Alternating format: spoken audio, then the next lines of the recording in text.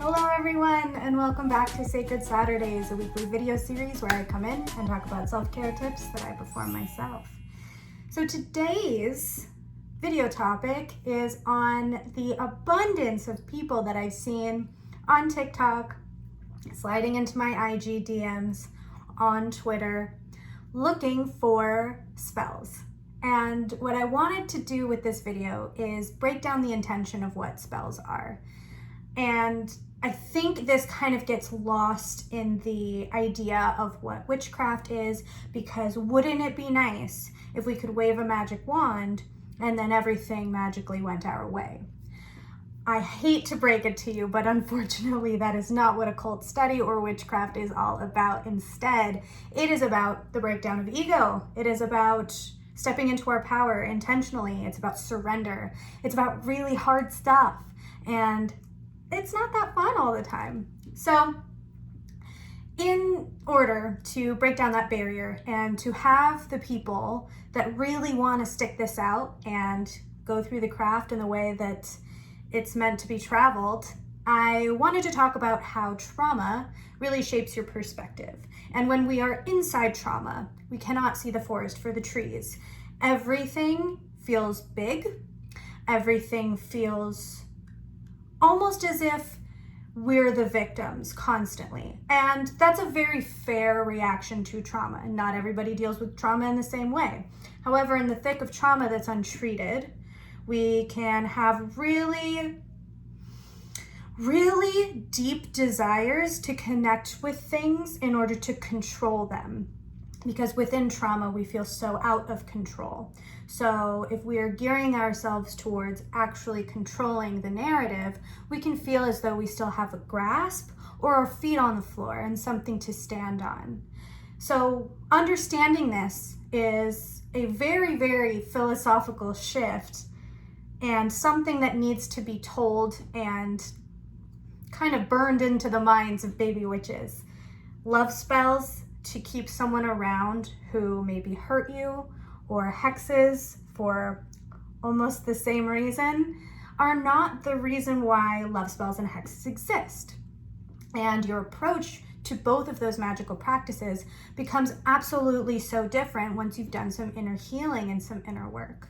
So while you may be drawn to the craft because all of these things sound fun, and maybe you watched the movie The Craft and you saw someone's hair color change with a swipe of, a hair flip, that's not really what it's all about. So in order to bring this home, in order to bring this sentiment home, what I have designed, or thought up rather, is kind of a step-by-step journey that one should go through before jumping into the things that feel really attractive, like love spells or hexes.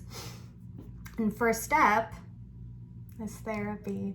And I know nobody wants to hear that, but guys, get in therapy. It's good for you.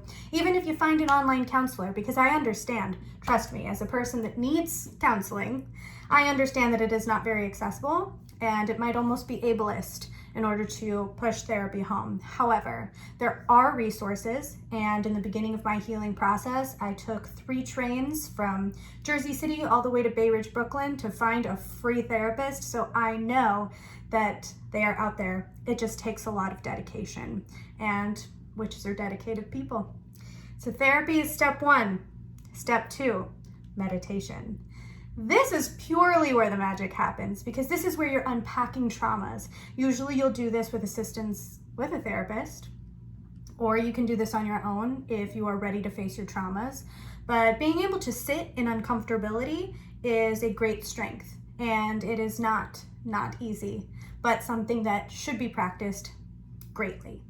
So therapy first, getting into meditation second, then journal. Journal on what you found in meditation. Unpack it, sit with it, look at it from a different perspective, because trauma shapes your perspective, right? And this is something that's going to be cyclical for you. This is something that you're going to visit and then revisit and then revisit. And since we are all living in an extremely traumatic time that is constantly re-traumatizing us, not only will we have to deal with what's happening in the present, but it will bring up things that had happened to us in the past. So that will take a brand new framework. This is why journaling is pushed home so often, and yet not many people talk about it. Some people will talk about journaling on your goals, which is great, but what if we're journaling on why we think those goals are important? And we go just a touch deeper. Meditation is going to allow you the ability to sit with the uncomfortability that those topics may arise. However, when you journal them, you can almost free form unpack them yourself. After journaling, a really great way to start unpacking this even further is divination. I think people jump into divination really quickly. However, with a trauma-framed brain, it is extremely easy to misread and mislead yourself. So after you journal, after you've taken these 3 prerequisite steps, and then you dive into divination, you can find a lot clearer of a message to deal with. And then finally, once you've done all that unpacking, once you've seen these new perspectives that you were able to bring yourself to, that a trained professional was able to bring yourself to, then you can get into spells. And you'll find that within love spells and within hexes alike, it's not necessarily about a person. It's not about control. In fact, it's about empowering yourself to make yourself either more attractive or more protected than you were able to access before. So I hope this was helpful to you guys. Think about spells in a different way, and much love to you. See you next week.